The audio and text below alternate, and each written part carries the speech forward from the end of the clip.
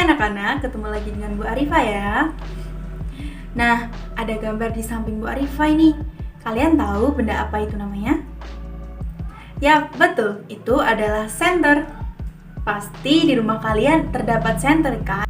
Karena senter biasanya digunakan untuk menerangi rumah saat terjadi mati listrik.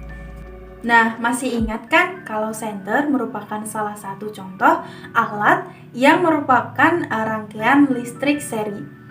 Bagaimana caranya arus listrik bisa tersalurkan ke lampu ya? Yuk kita pelajari bersama-sama. Kalau senter di rumah kalian dibongkar, maka akan terdapat 4 komponen berikut. Yang pertama adalah baterai. Baterai berfungsi sebagai sumber listrik. Yang kedua yaitu lampu. Kemudian yang ketiga ada lempengan logam. Lempengan logam ini berfungsi untuk menghantarkan arus listrik dari baterai. Kemudian yang keempat yaitu saklar. Saklar ini berfungsi untuk mematikan atau menyambungkan arus listrik dari baterai ke lampu.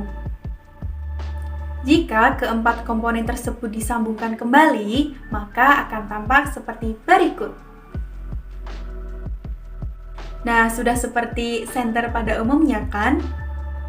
Nah, jika kepala pada lampu itu dilepas, maka akan tampak sebagai berikut. Perhatikan baik-baik gambar rangkaian listrik seri. Jika saklar dihidupkan, maka arus listrik akan menyambung dari baterai yang disusun secara seri melalui kabel, kemudian melewati lempengan logam dan membuat lampu menyala. Namun, jika saklar kita off-kan atau kita matikan, maka arus listrik akan terputus sehingga arus listrik dari baterai tidak dapat sampai ke lampu dan menyebabkan lampu tidak menyala atau padam. Nah, sampai di sini anak-anak paham kan bagaimana cara arus listrik dapat membuat lampu menyala?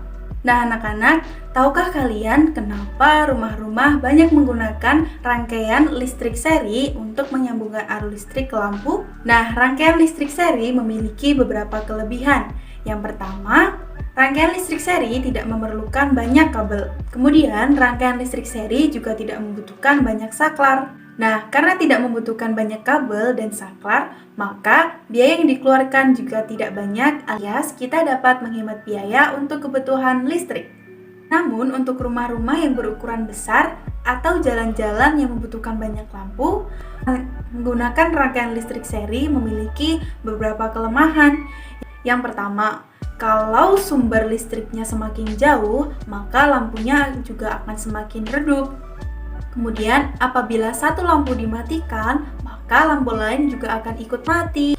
Nah, setelah tadi kita belajar tentang rangkaian listrik seri, tugas kalian di rumah adalah mencari tahu tentang rangkaian listrik paralel beserta contohnya dan juga kelebihan beserta kelemahannya jika dipakai untuk kebutuhan sehari-hari.